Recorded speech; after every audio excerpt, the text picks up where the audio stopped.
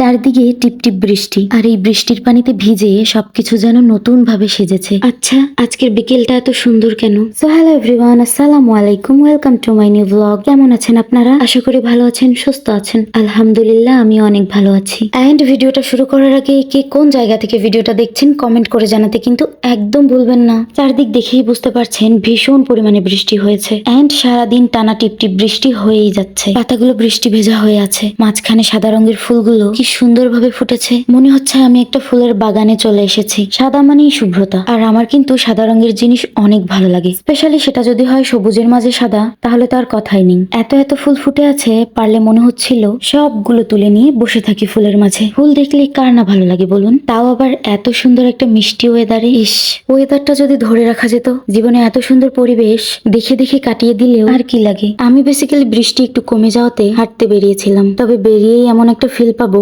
ভাবিনি। শুধু গাছেই না, নিচেও এত পরিমাণে ফুল পড়েছিল, মনে হচ্ছিল ফুলের বিছানা বিছানো। এদিকে কিন্তু অনেকগুলো কাঁঠালও ধরেছে। আমি কিন্তু এখানে বেড়াতে এসেছি। সামনে রেল লাইন দেখে আমি আর নিজেকে কন্ট্রোল করতে পারলাম না। কি ভাবছেন মরে যাব? একদমই না। বৃষ্টি ভেজা বিকেলে সন্ধ্যা নামবে নামবে এমন সময় এভাবে রেল লাইনে হাঁটার মজাই আলাদা। ছোটবেলার কথা মনে পড়ে যাচ্ছিল, যখন খুব ছোট ছিলাম কাজিনরা মিলে এভাবে হাঁটতে হাঁটতে কে কত দূর যেতে পারে তার প্রতিযোগিতা চলতো। তখন অনেক ভয় লাগতো, বারবার পড়েও যেতাম। আবার দুপাশে দুজন দাঁড়িয়ে হাত ধরে ধরেও হাঁটতাম। কত স্মৃতি। আর আমি এখানে হাঁটতে হাঁটতে গুনগুন করে গান বলছিলাম। গানের মতো সত্যি মনে হচ্ছিল এই পথ যদি না শেষ হয়। কি সুন্দর।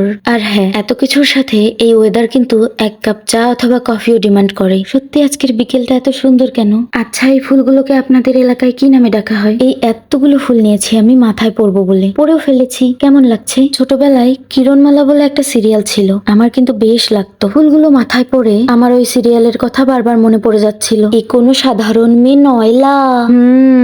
আমি জানতাম এই ফুলটা কাঠগোলাপ, পরে শুনলাম না এটাকে কড়ি ফুল বলে। কিন্তু আপনাদের এলাকায় এই ফুলটাকে কি নামে ডাকা হয় কমেন্ট করে জানাতে কিন্তু ভুলবেন না। মাথা থেকে বারবার ফুলগুলো পড়ে যাচ্ছিল, তাই ফুলগুলোকে একপাশে পরে নিলাম। এবারেও কিন্তু আমার মনে হচ্ছিল এ কোনো সাধারণ মেয়ে নয় লা।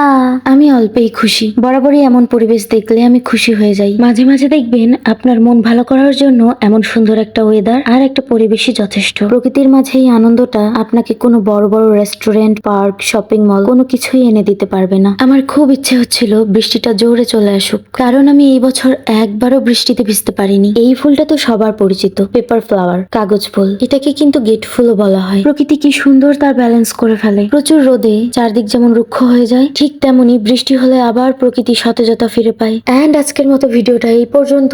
ভালো থাকবেন, সুস্থ থাকবেন। ভিডিওটা ভালো লাগলে লাইক, কমেন্ট, শেয়ার করতে কিন্তু একদম ভুলবেন না। আর সাজানোটা কেমন হলো সেটাও জানিয়ে দেবেন। Thank you for watching. আল্লাহ হাফেজ।